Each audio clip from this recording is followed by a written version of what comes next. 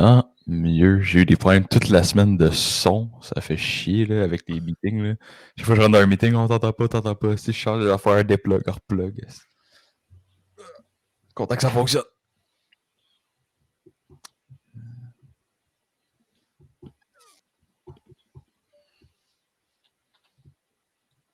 Cool.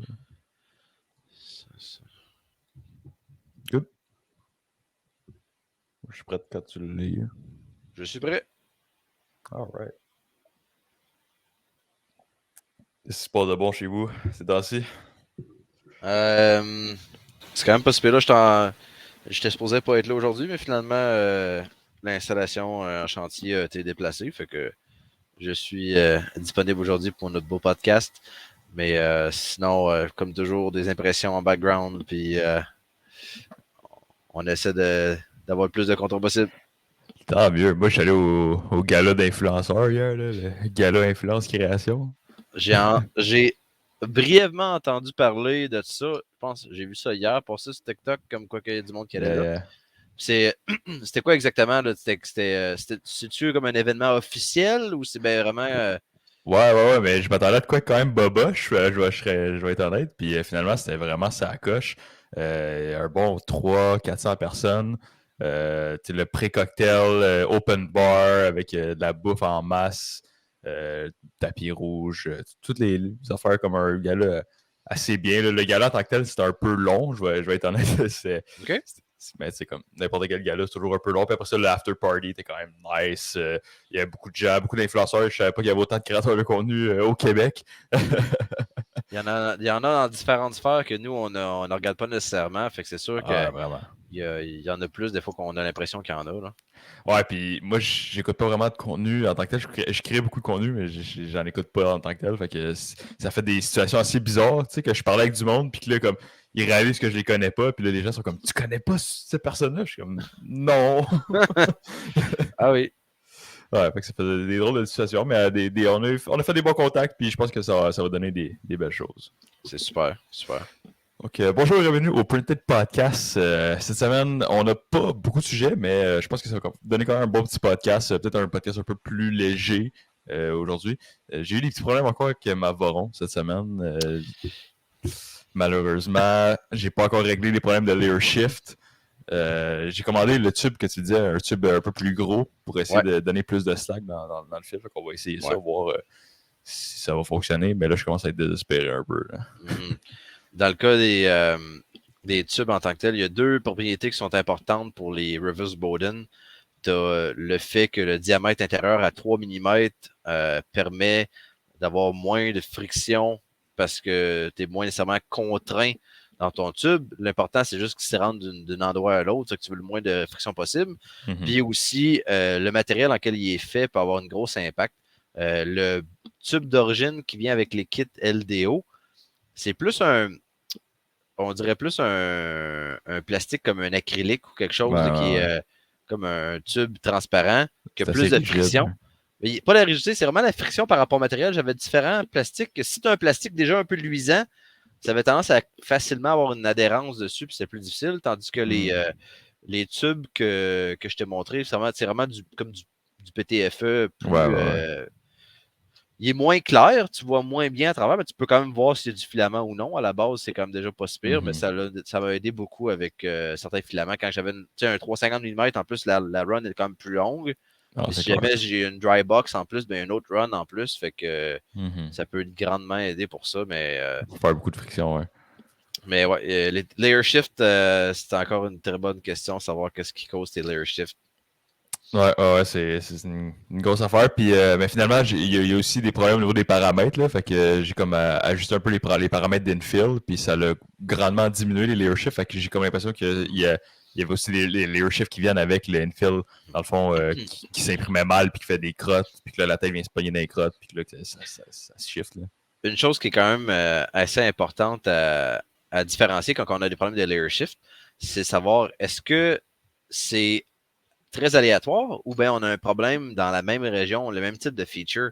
Ouais. Si tu surprennes puis tu as un layer shift exactement à la même place, ben, il y a de bonnes chances que c'est pas nécessairement l'imprimante le problème, mais bien la façon que ben, c'est peut-être causé avec l'imprimante, mais peut-être tes paramètres d'impression qui fait en sorte qu'il y a des situations qui sont plus difficiles à imprimer, que tu as un curl vers le haut pour que tu viens accrocher tout le temps à la même place. Ouais, c'est ça, exactement. Fait que j'ai trouvé que de faire des lignes d'infield un peu plus larges, mais plus lentes, ça donne du infield qui a moins tendance à remonter puis à faire des boules. Puis en plus de ça, ça fait du infield qui est comme plus solide, qui est plus rigide pour la solidité des pièces. Mhm. Fait que c'est vers là qu'on s'en va dans le futur au niveau du infield. Là. Ouais, ben, généralement, même, tu risques quasiment d'avoir des lignes plus larges, mais moins de lignes. Même si tu vois, tu sais, ça revient quasiment soit au même temps ou des fois même plus rapide un petit peu d'avoir. C'est un peu le même principe que d'avoir des layer height un peu plus haut. Ben, à un moment donné, tu as moins de périmètre à faire, même si des fois, il faut aller un peu moins vite parce que tu es limité par la vitesse d'extrusion, le flow maximum, ben, tu as quand même un gain substantiel qui est à faire avec ça. Ah, absolument. Absolument. Puis l'autre affaire, c'est les limit switch. La limit switch de X, elle a comme éclaté. Fait que, elle fonctionne plus du tout. Donc, il faut voir que je change la limit switch. Mais là, je suis quasiment à me dire, est-ce que je fais un setup limit switchless? Mhm. Peut-être que ça vaudrait la peine. Là. Ouais, comment ils appellent ça? C'est pas si c'est switchless, mais ouais, c'est en tout cas, mais comme les push dans le fond, là, que Ouais, ouais. c'est le driver qui va détecter le surge de la montée de courant pour dire je suis rendu à mon homing. Mhm. Honnêtement, je trouve ça quand même assez étonnant que ça ne vient pas la config de base comme ça. Je l'ai monté tel que la config LDO avec la limit switch. J'ai pas eu ce problème-là. Mhm. Mais je suis pas convaincu qu'on a encore un besoin d'avoir une limit switch physique. Ça Absolument simplifie le pas. wiring. Si jamais je me ramasse que je fais la transition avec Le CAN le, boss. le CAN boss, Yeah. ben il y a de bonnes chances que j'élimine les limit switch sur le homing XY. Ouais, puis les codes sont déjà là. Je pense pas que c'est une grosse affaire là, de mettre ça. Là. Ben, c'est prendre le temps de le faire. Là. Je Hmm. pense que ça reste qu'il n'y a pas de. C'est dans des. Il y a beaucoup de guidelines, mais il n'y a pas nécessairement des choses tout cuit dans le bec. Il y a tellement de variations qu'ils peuvent avoir que des fois, là, est-ce que si tu Ouais. changes le courant de ton moteur, ben, ça a peut-être une influence sur ton sensorless homing qu'il appelle. Ouais, c'est ça. Yeah, c'est ça. Ouais. Fait que ça peut avoir des influences. Fait que tu peux avoir quand même des surprises, mais je suis quand même extrêmement étonné que ta limit switch a éclaté. Ben, c'est parce que je fais vraiment tout le temps des pièces qui sont dans les maximums des limites OK? du plateau. Fait que ça arrive souvent que la tête de pression elle va se frapper dans les switch pendant qu'elle imprime. OK. Fait que OK. c'est de là que vient le gros du problème. J'essaie Mais, le plus possible de tasser mes pièces le plus vers la gauche pour pas que ça arrive, mais ça finit toujours par arriver un peu. mais t'aurais-tu un problème un peu avec tes layer shifts en même temps? T'aurais-tu un problème que tu viendrais à les limites physiques de l'imprimante, puis que tu viens carrément comme bumper, puis là, ben, tu skips tes steps avec ça? Il y aurait des chances, ouais. Ça se pourrait, ouais. Ben, je sais que dans ma configuration, il a fallu que je limite un petit peu les, qu'est-ce qui était en X, Y, puis en Z. Là. Ok. Mon imprimante de 350 mm, je ne vais pas plus haut que 305 mm.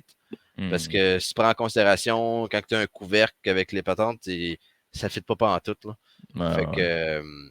c'est des fois peut-être qu'il faudrait te vérifier ta coordonnée 0, c'est quoi que tu as à faire. Savoir quelles sont tes limites aussi. Peut-être regarder en manuel, savoir si tu n'aurais pas besoin de retravailler un petit peu les coordonnées de limite de ta machine pour éviter ce genre de situation-là, pour de tout le temps cogner dans tes limit switch. Hein. Ouais, c'est un peu fatigant. C'est la raison pourquoi je voulais des 350 à la base, mais si ils n'ont plus de 350, il n'y en Mm. a plus nulle part. Ouais, Ouais, c'est. ben, faut faire avec. Faut faire avec. C'est dommage, mais c'est ça qui est ça. À part de ça, il y a la nouvelle qualité CR-M4 qui ont sorti.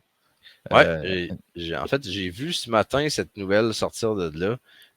Ça semble. Ce qui m'a fait bien rire en tant que tel dans le marketing, c'est leur quasi-industrial printer.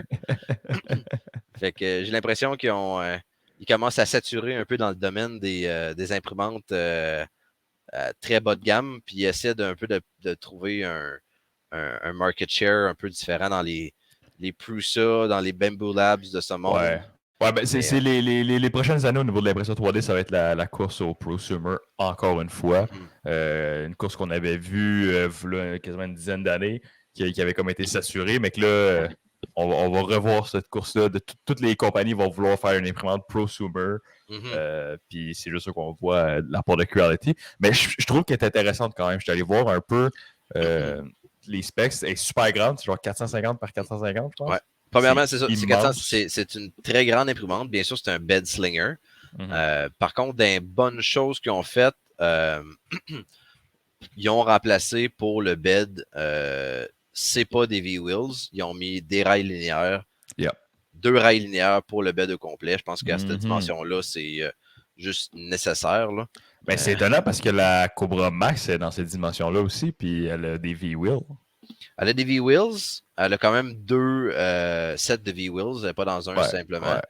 Mais honnêtement, si tu vas dans un domaine qui est comme pour le plus comme le prosumer puis industriel, Ouais, t'as besoin des les rails. Ouais. V-Wheels, le problème avec ça, c'est que ça quasiment à partir des premières heures d'opération, ils vont commencer à user, puis ben là, ben, tu as besoin de réajuster, puis des fois, ben, tu peux avoir des plats si tu l'utilises tout la même zone ou quoi de même. Mhm. L'usure est très inégale, puis ça peut causer des problèmes à long terme. Fait que Mhm. d'avoir des rails linéaires, c'est vraiment un no-brainer Ouais. pour l'utilisation à long terme. Surtout Ils au niveau ont, du plateau, qui est la pièce la plus lourde de ouais, l'imprimante. Là. ouais, ouais. On s'entend que à ces grandeurs-là, si tu viens bien plein en plus, là, je pense que ça va probablement aider pour empêcher que avec le poids, le plateau vienne comme un peu se tordre en se déplaçant. Mhm. Probablement Mhm. que ça va avoir un impact positif là-dessus. Euh, il reste quand même à savoir. C'est sûr que le X, ils ont quand même déterminé qu'ils utilisaient les roulettes. Euh, Ouais. Ça, Probablement que c'est le dommage. design Ouais. était peut-être plus difficile un peu à faire dans leur intégration normale, on pourrait dire. Ils ont quand même au moins choisi de mettre 2 ZAC-Z pour cette dimension-là, qui aurait été complètement Ouais, stupide d'en laisser juste ouais, un. ouais. Mais j'ai pas réussi à voir si ils utilisaient un clipper un peu comme avec leur Creality Pad. Il a pas l'air d'avoir comme de pad. Il y a un Ouais. petit écran. Il a l'air l'interface a l'air un peu différente d'une N3 V2. Mhm. Mais je ne sais pas à quel point qu'ils ont l'est là-dessus. Je sais pas côté performance ou qu'ils ont l'extrudeur Sprite. L'extruder Sprite, puis ça a l'air d'être une modification d'Extruder Sprite au niveau du cooling, du Je part pense cooling que fan. je pense que le fan est un peu plus gros. Là. Moi, ils ont pris Ouais, comme un ouais, 20-40 ou ouais, quoi de même. Là. un vrai bon blower là, au lieu des petits crises de blower Ouais, minces. Là. ouais, ouais. Ça c'est intéressant. Non, ça a l'air vraiment une imprimante super intéressante. Je lis juste ici la page, là, si on Le peut. prix est quand même assez intéressant pour cette dimension-là. Euh, mais un des downfalls de Creality qui reste à savoir si ça va être corrigé, c'est le firmware, voilà de quoi, le support. Ils ont-tu testé un peu cette machine-là avant de la libérer dans le monde? Est-ce que c'est une question? C'est un. Hmm. C'est un peu savoir est-ce que, à notre surprise, il aurait fait le contraire de ça. Là.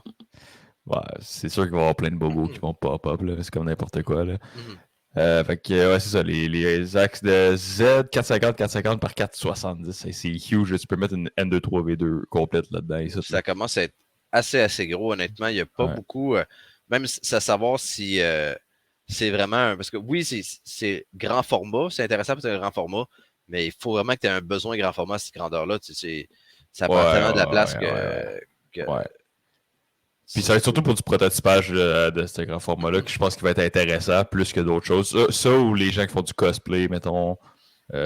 Je vois vraiment une utilité pour faire des casques, des armures, des Mhm. choses comme ça. Mais c'est quand même très niche comme imprimante au niveau du besoin. Puis ça va être surtout un achat d'impulsion, je pense. Là. Des gens qui veulent. Ils regardent, ils veulent une imprimante plus grosse, ils ont gossé un peu avec des N23, mais ils checkent la CR10 ou la CRM4, puis Mhm. ils vont peut-être. Ils vont avoir l'impulsivité d'achat vraiment sur cette imprimante-là, c'est sûr. Ouais. C'est reste à voir. Ils ont des features, comment dire, des eye candy, là, des features qui sont vraiment Ouais, un peu ouais, peut-être ouais. cloud Cloud printing. printing. Avec le Quality Cloud, c'est tellement de la merde. Mhm. Ça va tellement mal. Ils ont supposément un multi-printer control ou quoi de même. Je ne sais pas à quel Mhm. point que le logiciel va être développé les supports suivants ou quoi de même. Là, ben, c'est un imprimante à regarder, mais Ah, le High Floor Hidden, j'avais pas vu ça, vraiment. Ils ont l'air d'avoir changé le Melt Zone un peu. Fait que ça va être intéressant de voir qu'est-ce qu'ils vont faire avec ça. Fait que j'ai contacté Creality, je leur ai demandé s'ils veulent m'en envoyer une. Je sais pas qu'est-ce qu'ils vont dire de ça. On se souhaite bien. J'aimerais vraiment ça l'essayer, mais c'est sûr que je paierais. Ça va être, j'imagine, autour de 1003, j'imagine. 1002, Euh, 1003. En US, je pense que j'ai vu 1000 $. En fait, c'est 1000. C'est quand même Ah, ouais, 1099, ouais, 1100 ouais, piastres. ok, ouais. Fait qu'ils viennent de mettre le prix. Quand j'avais checké, il n'y avait pas mis le Ouais. prix encore. Le prix est quand même assez intéressant, Ouais, ouais, vraiment. mais il reste à voir si. Je pense que ça va être un peu un wait and see, là, savoir si. Quel bobo qui va en sortir, le firmware a l'air de quoi, puis tout. Là, je pense Mhm. qu'avant de faire un achat, ça va peut-être intéressant Ouais, d'attendre c'est les clair. reviewers, de voir qu'est-ce qui se passe, puis C'est si clair. Puis je pense que vraiment la position qu'ils se mettent, comme que je disais, c'est vraiment le impulse purchase pour la personne qui regarde la CR10 Smart Pro. Puis juste Mhm. savoir de la façon comment ils ont mis le lien pour la CR10 Smart Pro juste à côté. Ouais, Je pense que ouais, c'est exactement ça qu'ils s'en vont chercher. T'es comme, ah, la CR10 Smart Pro, direct drive, auto-niveling, nanana, nanana. Là, si tu check le prix, c'est comme 800$. C'est comme, ah, ben pour 200$ de plus, tu sais, j'ai ouais. comme le double du print size. Ouais. Fait que, Je pense que c'est ça. C'est à voir. J'ai trouvé que je suis très perplexe de savoir à quel point que ça va être une bonne imprimante. ouais, c'est Euh, clair. mais c'est quand même. Tu vois un peu le shift de, de ce que Creality veut faire. Il veut un Mhm. peu moins aller vers les très très bas de gamme, puis aller un peu. J'ai l'impression qu'ils ont commencé à saturer un peu dans ce que le monde. C'est sûr que. Parce qu'il reste beaucoup de monde qui n'ont pas d'imprimante 3D, mais je pense que dans ceux qui pensent avoir des imprimantes 3D dans des pas chers, je pense qu'ils ont déjà tout fait leur move. Ouais. Puis il y a peut-être encore du monde qu'il faut qu'il voudrait voir vers d'autres besoins plus. Aller voir dans Mhm. des petites compagnies ou des choses comme ça pour avoir dans tous les business, avoir des imprimantes. Là. Puis je pense que ça fait partie du move aussi. On se demandait pourquoi ils gardent la M23 First Gen, mais ils veulent qu'il y ait du monde qui commence l'impression puis qui aille acheter la moins chère. Puis après ça, qui se fasse chier avec une First Gen puis qui commence à considérer la S1 ou la CR10 Smart ou nanana. Ouais. Je ne suis pas convaincu que La c'est une bonne philosophie. méthode de Ouais. faire, mais c'est faut croire que s'ils l'ont encore là, c'est parce que ça fonctionne. Ouais, il doit avoir une raison, c'est sûr. C'est sûr, c'est sûr. Ok, ça, c'est super intéressant. Puis tu m'as envoyé un lien de Bonne Tech Mhm. qui ont fait une nouvelle engrenage, mais je suis pas trop sûr de comprendre. Ils ont changé la couleur. En fait, la couleur, j'ai un exemple de cette. J'ai un extrudeur ici. Ça, c'est un upgrade extrudeur pour une Prusa Mini Ok. que j'ai à vendre, by the way, c'est quelqu'un qui le veut. J'ai vendu ma Mini, puis j'ai encore le kit d'upgrade. Il est quasiment neuf. Puis, dans le fond, quasiment tous les kits Bondtech récents là, qui ont avec un plus petit stepper motor, un pancake motor, puis ils ont tout avec une gear comme ça, avec un gearbox de réduction. Mhm. Puis, j'essaie de trouver banane qu'on le voit comme il faut. Là. Puis, l'extrudeur, la gear classique là, qui est pour driver le filament au milieu. Puis, il y a un YouTuber, je ne sais pas me souvenir exactement, c'est Mirage C, que il a fait un vidéo pour trouver des problèmes d'extrusion qu'il avait avec son imprimante. Puis, de ce qu'il s'est rendu compte, euh, c'est que il semblait avoir des problèmes d'extrusion, des problèmes qu'il pensait être un Z-wobble, qui est une variation un peu d'une couche à l'autre, mais Ouais. qu'avec des tests, il s'est rendu compte que les problématiques étaient au niveau de euh, l'extrudeur lui-même, que dans un cas d'un direct drive, c'était encore plus marqué, puis qu'il a remarqué qu'il y avait un désalignement un peu entre la guire de plastique puis le shaft qui Mhm. causait qu'à chaque rotation, tu avais tout le temps un offset. Fait que tu venais à plus extruder, moins extruder, plus extruder, moins extruder. Fait que tu avais une Mhm. inconstance entre chaque layer. Puis il semblerait qu'avec ce changement-là, que Bontech ont travaillé avec le YouTuber, avec ses résultats, puis qui ont changé le matériel qu'ils utilisaient pour cet engrenage-là, pour faire en sorte qu'il y a une meilleure tolérancement au niveau de on pourrait dire la soit un concentrique, concentrique, Mhm. concentrique avec le shaft du milieu, puis avoir aussi, pour pas que la gear elle se déplace comme ça en tournant, s'assurer aussi qu'en rotation, qu'il soit bien placé. Mais Fait que, je trouve ça étonnant que c'est le matériel de la gear. Il me semble que ça sonne comme un problème d'assemblage ou de manufacturing plus que ben, en le fait, là, tu sais, matériel. tous les matériaux ont une non, je vois, j'essaie de voir si je vois de quoi de majeur sur ma gear. C'est difficile à voir. À l'œil, je pense que c'était quand même très minime. On parle de quelques millièmes de déviation. Mhm. Mais il y a certains plastiques qui ont plus de retrait que d'autres. Puis des fois, peut-être qu'il y aurait faire en sorte qu'il y avait plus de variations aussi. Peut-être que, sûrement qu'il n'en coule pas une à la fois dans un moule. Puis est-ce que le fait que ce matériel-là avait comme un peu de déformation qui causait des problèmes? Euh, J'essaie de voir un peu c'est quoi le. Il y a l'air d'avoir un renforcé de genre de fibre de verre ou quoi de même dedans. Je ne sais pas si c'est du ABS à la base qu'ils ont utilisé. On dirait du ABS avec un peu de fibre de verre dedans là, Mhm. pour réussir. Peut-être qu'ils ont allé avec du nylon, peut-être des choses comme ça qui étaient différentes. Mhm. Mais ils n'ont pas spécifiquement marqué quel matériel qui était utilisé. Je pense qu'ils essaient de garder ça un peu propriétaire de leur côté. Ouais, c'est Mais, comprenable. mais il semblerait qu'il y aurait des updates. Puis une chose aussi que j'ai, en regardant la vidéo, qui avait une grosse différence, c'est le YouTuber, il a remplacé le idler gear parce que les kits Tech, tu as un qui drive, puis l'autre qui est avec comme relié en engrenage, qui est comme de l'autre côté qui vient pogner avec. Ouais. Puis il a remplacé le idler par juste un bearing lisse. Puis il s'est rendu compte qu'il y avait une vraiment meilleure qualité de finition. Parce Ah que ouais. le fait que si tu avais un désalignement un sur l'autre, pouvait faire en sorte que toute la il faisait comme une excentricité à chaque rotation qui Mhm. déplaçait le filament dans la groove, qui faisait en sorte que ce n'est comme si tu avais varié le diamètre de la guire.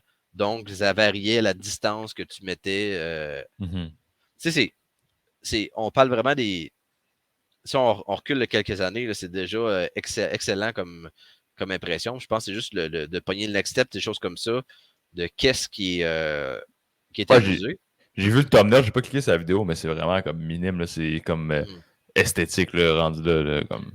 Oh, c'est ça, c'est esthétique, mais ça reste que on est à un point que les améliorations qui sont à faire, c'est justement des petites choses. On parle des VFA, les Vertical Fine Artifacts, toutes Mhm. les petites lignes, puis c'est toutes les variations qui font en sorte que tu peux déterminer que la pièce est imprimée 3D, là, les layer lines qui sont visibles. Mhm. Parce que une layer line qui est constante, c'est pas très autant visible qu'une layer line qui a de variations. Puis les filaments blancs, c'est les pires pour les voir. En plus, généralement, tu imprimes en blanc, tu as l'impression que ton impression est vraiment lettre. Là. Mhm. Puis ça m'a fait penser justement avec l'extrudeur de Prusa, avec leur Excel, qui ont déterminé qu'eux autres, ils allaient avoir une grosse gear qui pognait le filament contre Ouais, deux bearings lisses. ouais. Fait qu'il reste à voir un peu, c'est un peu dans la même lignée. Supposément qu'il y a une meilleure qualité d'impression, à quel point que c'est vraiment une différence. Mhm. Mhm. Mais peut-être que c'est un peu dans la même directrice que le fait d'avoir deux gears pour attraper le filament, c'est une question, est-ce que vraiment c'est une nécessité? Est-ce que À quel point est-ce que ça l'aide, tu sais, d'avoir plus de force pour le pousser dans ta tête? Mhm. Parce que c'est ça. Généralement, je pense que pendant un bout, on a essayé on avait des extrudeurs qui avaient des limitations de flow, Mhm. le hot end lui-même, la capacité de venir chauffer le filament puis l'extruder. Pour venir essayer de compenser là, par un extrudeur qui avait vraiment le plus de grip possible Mhm. pour forcer à faire extruder le filament, même s'il y avait une qualité d'extrusion qui serait peut-être un peu moins belle. Fait que peut-être qu'il y a un peu, de plus en plus, il y a des développements vers des hot ends qui ont plus de capacité de flow. Fait que Ouais. peut-être que le besoin de gripper le filament autant que ça est peut-être de moins en moins utile. Mais encore une fois, je pense pas. Honnêtement, si vous avez des extrudeurs Bondtech qui fonctionnent très bien encore, je pense pas que c'est une nécessité d'aller. Parce que la gear est disponible comme un upgrade. Mhm. J'ai pas vérifié c'était quoi le prix de la pièce elle-même. Je pense que c'est quand même très raisonnable. Mhm. Mais je pense pas nécessairement que si vous voyez que vous avez des problèmes spécifiques sur votre extrudeur Direct Drive qui utilise ce principe-là de Bondtech, peut-être que ce serait intéressant de valider si c'est la gear qui a une déviation d'excentricité. Puis ça pourrait être un upgrade intéressant. Mais c'est intéressant de voir la collaboration de certaines entreprises avec des testeurs externes, des YouTubers comme ça Ouais, vraiment. qui font des tests puis aider avec la communauté puis reprendre les designs puis de s'aider. Là, c'est vraiment super intéressant à voir. Ben, vraiment, je pense que c'est de là que ça vient, justement. C'est à la base de pas mal tout dans l'impression 3D. C'est la collaboration de la communauté avec les Mhm. compagnies. Ouais. Fait que c'est vraiment une bonne affaire. Puis, comme pour revenir à la question de est-ce qu'on devrait tout changer nos gears de bonne tech, je pense que c'est comme dans tout. Si ça fonctionne, change rien. Mhm. C'est le même principe qu'on parlait au niveau de changer son firmware la semaine passée. Ouais. Puis tout ça, si ça fonctionne, je touche à rien. Laisse ça imprimer. Ouais. Crée-toi pas de problème pour rien. Mais si tu as des problèmes, surtout, moi je dirais, va voir la vidéo de Mirage pour mieux comprendre c'est quoi qui a amené ce changement-là. Fais pas juste acheter la gear en comprenant pas c'est quoi. Puis... Ouais. Je pense que originalement, là, le problème qu'il y a vu, là, c'était très c'était vraiment très prononcé là, la variation. Là. C'était pas nécessairement qu'il y avait un petit peu c'est pas un certain angle qu'il y avait vraiment des variations. Je pense qu'il y avait des grosses variations. Puis peut-être qu'il y avait comme un problème de contrôle qualité sur la gear d'origine. Fait que je pense pas que nécessairement que c'est toutes les gears qui sont affectées de ce problème-là. Ah, c'est clair que non. Puis, mais regarde, c'est intéressant de voir d'aller de l'avant vers de nouvelles petites modifications comme ça qui créent en sorte d'un produit un peu meilleur. Là. Ouais, puis une autre affaire, quand on regarde nos pièces, c'est facile de penser qu'on a une extrusion qui n'est pas constante si tu regardes dans tous les angles, mais parce qu'on se compare aux photos qui ont été prises avec du lighting diffusé, Mm-hmm. la belle éclairage. Le monde qui pose des pièces sur Instagram, c'est des pièces avec comme du bel éclairage, puis que les pièces ont l'air parfaites, mais n'importe quelle impression 3D va avoir l'air lettre avec avec un éclairage sur le top. Ouais, Faut en prendre ça en considération aussi. Toutes tes impressions vont être lettres d'une certaine angle. ouais, c'est assez.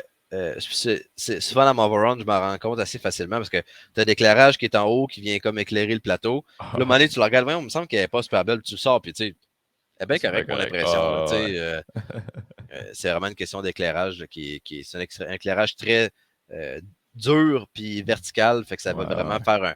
tu viens comme faire un effet d'ombrage sur chaque layer, fait que ça vient emphaser toutes les Mm. petites variations là-dessus. Ouais. Fait que, ça, ben, écoute, je suis vraiment content que Bontech ait pris cette initiative-là. C'est vraiment cool qu'ils écoutent leur communauté. Ouais.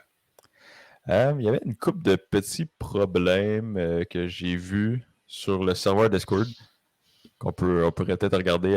Ça va être un podcast assez court cette semaine. Fait que, ben, on peut aller regarder ça. Mais là, je viens de réaliser que j'ai pris des screenshots d'une photo sur un serveur Discord. Fait que c'est comme pas super clair, là. OK. Fait qu'il y a un gars qui nous pose cette photo-là puis qui dit comment je peux arranger ça. Hmm. Bon. Premièrement, c'est sûr que la photo est pas super claire, là, ce que je vois d'ici. C'est clair, mais tu sais, dans le fond, il y a comme une petite notch de layer, genre une coupe de layer qui rentre par en dedans, de genre peut-être 0.05 mm. Là. La question, c'est-tu vraiment un vrai layer shift ou c'est juste une question que. Le reste semble bon quand même, là. Je pense que c'est juste une question un peu de. Tu sais, si tu comment dire, le Z-seam qui est dans ce coin-là, qui des fois il l'est pas. Mais son extrusion semble un peu rough, là, comme si le filament était un peu humide. Peut-être que ce serait. Je sais pas, la texture sur la face, ça semble assez rugueuse. Ouais, ben là, c'est sûr que c'est vraiment grainy à cause de la compression de l'image. OK. Mais j'imagine, je sais pas si. Non, je pense qu'il est rendu loin. Mais en tout cas, Hmm. ça, c'est ce que je m'étais dit au début, la position de la Z-Seam qui pourrait être un peu aléatoire, Ouais. ou de comment est-ce que tes murs ils ont été mis. Fait que peut-être négocier un peu avec avec la seam de Z, mais comme rendu là, on est rendu vraiment dans du fine-tuning. Puis, Ouais. la façon qu'il avait amené son problème sur le serveur, c'était comme la fin du monde, là, le plus gros Mhm. problème de. C'est normal que les couches soient pas super consistantes tout le temps. C'est vraiment de la finition, puis c'est pas un problème énorme. Je pense que ce serait intéressant à vérifier, là, c'est savoir par rapport à checker avec le slicer, le preview du slicer, chaque Ouais. layer. Y a-t-il quelque chose dans ces hauteurs-là qui est différent? Des fois aussi, savoir, si on ne le voit pas nécessairement du dessus ou quand même, si jamais tu as un grand plat, si tu une surface comme un plat, un peu comme une genre de boîte, as tout le temps ce qu'on appelle le Benchy Hull Line, là, qui a tout le temps comme une rétraction un peu du filament. Fait que checker avec les géométries internes, est-ce qu'il y a une géométrie différente qui cause ces problèmes-là? Puis, ce qui peut aider pour ça, des fois, c'est de faire vraiment de ralentir ce genre de layered infill-là pour que ça prenne le plus de temps possible pour que ça ne vienne pas faire un retrait sur la pièce. Mais honnêtement, la qualité semble très raisonnable de ce que je vois. Là. Ouais. Puis très, très, très bon point au niveau du slicer. Je pense que c'est un réflexe qu'il n'y a pas assez de gens qui ont. Quand tu as un problème, de ce style-là surtout, de retourner au slicer puis de regarder tes couches dans ce coin-là, regarder le tool path, d'aller vraiment analyser dans le slicer. Je pense que beaucoup de gens, ils font slice puis ils se croisent les doigts puis c'est comme un peu comme de la magie noire qui veulent pas trop rentrer dedans, mais c'est de la logique pure. Là. C'est comme tu analyses tes couches puis tu regardes s'il y a quelque chose de différent. Ouais. Fait que vérifier ça. Des fois, c'est des variations d'épaisseur de mur. S'il y a des grands plateaux de surface verticale surface horizontale qui sont vis-à-vis ces layers-là, peut causer un effet de shrink comme ça, mais c'est pas vraiment problématique à ce que je vois. Là, ça semble très raisonnable. Yes. On avait. Puis là, oh my god, que les photos sont blurry. Ok, à ne plus refaire les screenshots dans Discord. Mais ok, fait que là, le problème c'était les petites marques ici. C'est quoi ces petites marques-là, Pascal? De ce que je vois, on dirait qu'il y a des eSIM en plein milieu du boat, direct là. Mais, ouais, c'est quoi ça, une Z-Seam? Okay, les pièces sont pas supposées être parfaitement lisses partout sur le tour? Ah oui. En fait, ce qu'il faut se rappeler un peu, c'est tout est un couche par couche qui est imprimé. Puis chaque couche a un début et une fin. Puis il y a tout le temps une opération. Puis des fois, on s'en rend pas compte. Puis les slicers récents sont de plus en plus intelligents à cacher ces marques de seam-là. J'essaie de me souvenir, les joints de suture un peu qu'on pourrait appeler. Puis il va y avoir des variations. Tu peux tuner un peu plus pour éliminer le plus possible la visibilité de ça. Mais c'est probablement ça qu'on voit à l'extérieur. Probablement que le meilleur cas, essayer de voir si tu es capable de tuner légèrement pour ton seam. Je ne sais pas si tu as des fois des niveaux des rétractions, des linear advance, juste comme ça que tu pourras travailler. Mais le meilleur qu'on peut avoir à base, c'est de trouver un endroit qui est le moins visible possible et aller le cacher. Tu as des fonctions avec Precise Slicer, tu peux facilement peinturer où est-ce que tu veux avoir ton seam, ou où est-ce que tu veux pas qu'il soit. Puis de plus en plus, la fonction Align fait une très belle job, au moins que s'il y a de quoi, il va essayer de la mettre un peu, que ça soit même, parce que dans les pires cas, c'est un cylindre complètement lisse. Tu peux pas le cacher de nulle part, il est existant là. Fait que le mieux que tu peux avoir, c'est d'avoir une belle ligne bien droite le plus possible pour que ça soit moins laid. Il y a beaucoup de monde qui disent, mets ça à random. Le problème avec random, c'est que tu as des zits un peu partout. Tu as des petites bulles qui apparaissent partout.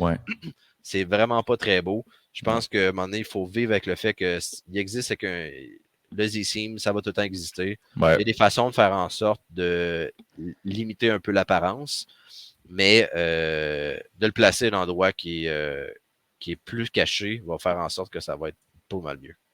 Ouais, puis tu sais, c'est ça, on va avoir un Z-Seam, peu importe qu'est-ce qu'on fait. Je vais juste cacher mon écran pendant que je gosse dans mes fichiers. On va avoir un Z-Seam, peu importe ce qu'on fait. Puis, tu sais, ton Z-Seam, ça va faire une petite encoche, comme dans ton print. Fait que, si tu mets ça dans un endroit où il y a déjà un encoche, mettons, dans un coin ou dans un trou ou des affaires comme ça, mais ton Z-Seam va être beaucoup moins visible parce qu'il y a déjà naturellement une déviation dans l'impression. Par défaut, dans le même layer, Precise Slicer va essayer de trouver un coin intérieur. Il va essayer de le placer dans un coin intérieur. C'est là qu'il va avoir le moins de visibilité parce qu'il est caché. Si jamais il est à l'intérieur, même des fois, c'est à un périmètre comme mettons le Benchy par rapport à la tour, il va essayer de le cacher à l'intérieur que tu n'es pas visible. Fait qu'ils sont quand même de plus en plus intelligents à faire en sorte qu'il soit moins proéminent. Mais je ne sais pas quel slicer qui a été utilisé pour l'emplacement qui était placé, mais c'est genre la pire place qui a été mise. Je suis à peu près sûr que c'est Cura Random parce que ça vraiment donne un seam de Cura Random. Cura, une des grosses affaires qui fait chier, c'est l'emplacement des seams. Il est tellement pas intelligent au niveau des seams. En tout cas, après avoir utilisé Prusa Slicer pendant un bout, surtout les plus récentes versions, le placement des sims de Cura est juste complètement cave. À partir de 2.5, ils ont pas mal amélioré leur algorithme de placement de sims. Ouais. Fait que dans ça, c'est sûr, une fois que tu as tranché ton modèle, si tu veux savoir un peu sur tes e-sims, tu peux aller dans Show, puis montrer juste les sims. Puis là, les petits picoblasts, c'est tout là où il va changer tes places. Fait que là, je pense que ça, c'est juste les settings normales de rien de trop fancy. Fait que tu vois qu'à la base, il essaie de placer ça le plus possible dans des coins, le plus possible dans des endroits où on ne le verra pas ici sur le bord du volant. C'est sûr qu'il y a des petits endroits ici que c'est un peu random. Ben, à un moment donné, c'est qu'il y a pas. Je sais pas si c'est en mode aligned ou non, là. Mais si le mode aligned, à un moment donné, si ça reste que. Il est à knee rest, mais là, aligned, tu vas voir un peu la différence, là. Oh, t'as manqué de batterie. Oh non, il est revenu. OK. Si tu mets ça, ton Steam Position un peu plus bas dans Advanced. Yeah. Ouais, c'est ça, il est à knee rest, ouais. Si tu mets ça aligned. Ouais, aligned. Généralement, c'est pas mal la meilleure setup pour le slice par défaut. Ça va bugger. Okay. Parfait. Fait que, c'est là que tu vois que c'est tellement plus clean. Les coins qui sont juste extérieurs, quand même, il essaie de mettre dans le coin qui va moins paraître. Le plus possible, en même temps en avant, dans le pic de la coque en avant, il l'a mis dans le coin en avant sans qu'il paraisse. Tous les endroits qui sont plus cachés, des zones verticales, il va essayer de les cacher. Fait que je te dirais, à la base, si ton slicer ne le permet pas, peut-être regarder plusieurs slicers, ils ont des bons placements de seam, mais à un moment donné, tu vas avoir une géométrie qui va être inévitable, il va y avoir un seam à une place que tu ne veux pas. Soit que tu vis avec, ou bien ce que tu peux faire, c'est de mettre des zones que tu veux au moins qui ne soient pas apparents pour faire en sorte que tu ne sois pas dans. C'est une figurine, mais tu ne veux pas qu'il y ait une ligne en plein milieu de sa face. Là. Ouais, c'est ça, parce qu'on peut aussi. Je suis en train de gosser avec ma caméra, là, ça va, sera pas long. Mais on peut aussi peinturer la cime dans Prusa. Ça peut être assez intéressant. Deux petites secondes, là, je suis en train de ressortir ma caméra. Ça devrait revenir d'un moment à l'autre. Une chose que j'aimerais, c'est que peut-être qu'éventuellement, ils vont leur sortir aussi avec leurs outils supplémentaires. C'est que tu sois capable de faire comme tracer une ligne droite par rapport à, mettons, 2 points. Là. Tu lui dis, mettons, à partir du point de départ à point de fin, je veux une ligne bien droite à cette zone-là. Là, pour des fois, si tu avais des. À place de dessiner à main levée, que tu puisses cliquer, puis qu'il fasse des lignes droites en chaque point. Là. Ouais, ça pourrait être utile, ça. Ça ferait en sorte qu'on pourrait plus facilement faire des belles lignes droites. Là. Il y a des situations, des fois, là, qui est plus. Il y a des situations de géométrie qui sont plus difficiles à faire de aucun défaut. Ouais, non, c'est clair. Puis un petit truc, si vous voulez faire un. Mettons que vous n'avez pas pour ce slicer ou que vous ne voulez pas gosser trop longtemps avec vos seams. Un petit truc pour faire un beau benchy Instagram, là, juste pour prendre une belle photo, là. Tu mets ça à rear. Ça, je pense que dans le cas même de Cura, ouais, tu peux faire ça. Ça, c'est le plus simple. Là. Fait que là, tous tes sims sont en arrière. Fait que tu vas voir. Ça va être dégueulasse en arrière. Mais si tu veux juste avoir une belle photo pour impressionner tes chums, tu mets une belle éclairage de face diffusé. Comme ça, ici, là. Tu vas voir, ça va être un beau benchy super clean. Tu vas retourner le benchy, il va être dégueulasse, mais au moins, tu vas avoir une belle photo. Encore là, Precious Slasher fait une belle job de mettre si tu regardes l'arrière, il a quand même fait une belle job de les mettre le plus en ligne possible et vertical. Là. Ouais. Il a quand même trouvé des zones qui étaient quand même plus faciles à cacher. Fait que malgré tout, il a quand même fait une belle job. C'est sûr que le placement n'est pas nécessairement le mieux, mais c'est quand même très bien pareil. Ça me rend quasiment curieux. Je pense que je vais ouvrir Cura juste pour voir la différence. Parlant de Benchy, j'ai pas de print de la semaine, mais j'ai retrouvé mon premier print que j'ai fait sur ma Prusa MK3. Oh. Mon Benchy. Oh, ben ici. Le Benchy avec la couleur grise qui vient avec les Prusa. Avec le premier print que j'ai fait, je l'ai gardé avec moi. Honnêtement, le print, moi j'étais tellement content. Là. C'est un très beau Benchy directement de box. Mais je pense que c'est comme 2h30, 3h imprimé. Là. C'est vraiment pas un Benchy qui est c'est du point rapide. Je me souviens plus c'est quoi, mais je me souviens que C'était un très beau benchy. Puis par après, je m'étais fait un petit display. Ça, je trouve ça vraiment très drôle. J'ai le petit display. Fait que j'ai le benchy Oh, sur sa wow. vague. Fait que Oh, wow. je garde ça en display. Je trouve ça vraiment extraordinaire. J'ai passé souvent à essayer d'imprimer ça. Je le vois passer souvent sur Thingiverse. À chaque fois que tu cherches un Benchy, il y a tout le temps le display. Ouais. Mais j'ai jamais imprimé. Euh, là, si on voulait tester avec Cura, voir que ça allait donner. Fait que là, j'ai mon Cura, puis là, j'ai une vieille version de Cura. Fait que peut-être qu'il y a des gens qui seront pas contents. Parce que j'utilise plus Cura, donc ça me sert à rien de mettre tous les nouveaux updates. Là. Est-ce que j'ai l'interface de Cura, man? Seam, Z Alignment, ok. Ouais, Z Seam Alignment. Puis j'ai mis le plugin de Cura, je me souviens plus comment il s'appelle ce plugin-là, mais il donne des explications détaillées des paramètres. Fait que tu peux vraiment comme prendre le temps de lire chacun des paramètres, qu'est-ce qu'ils vont faire, comment ils vont placer ton seam. Fait que tu vois vraiment comment que random va y mettre plein de petits picots partout. Sharpest Corner vient chercher les coins. Tu sais, Shortest, je suis pas exactement sûr c'est quoi qu'il fait. Et il essaie de minimiser le nombre de travel. Je pense que Shortest, c'est comme Nearest. C'est pareil comme le Nearest dans Prusa. Il va faire en sorte que tu as moins de travel possible. Ça peut être pertinent si jamais tu as des filaments qui ont tendance à faire du oozing, là, de venir un peu couler du nozzle. Là. Ça peut faire en sorte que ça va limiter cet effet-là. Ouais, puis dans Cura, on a le Smart Hiding. Fait que, on va avoir différentes façons de hide au niveau de l'algorithme. Fait que là, on slice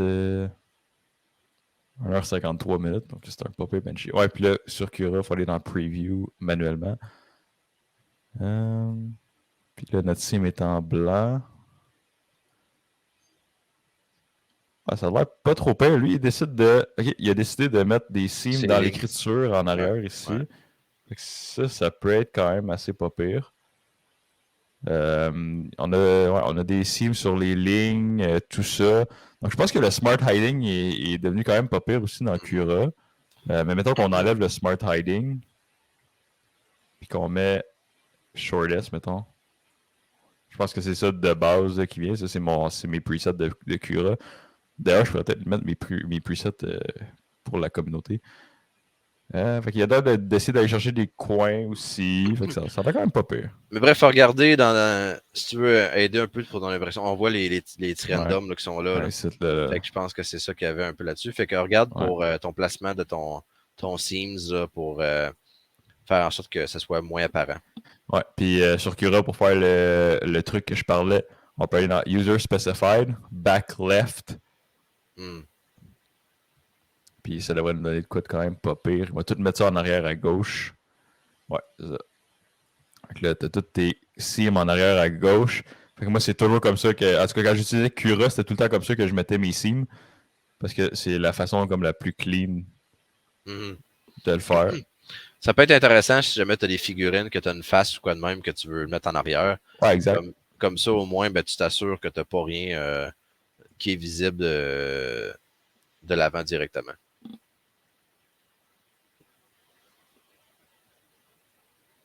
Est-ce que tu as quitté le studio? Je pense qu'on a une problématique au niveau de ça. Et il est de retour! On est retourné. J'étais parti. J'imagine que tu m'entendais plus non plus. Ah, t'es complètement parti du studio. Mon Dieu Seigneur.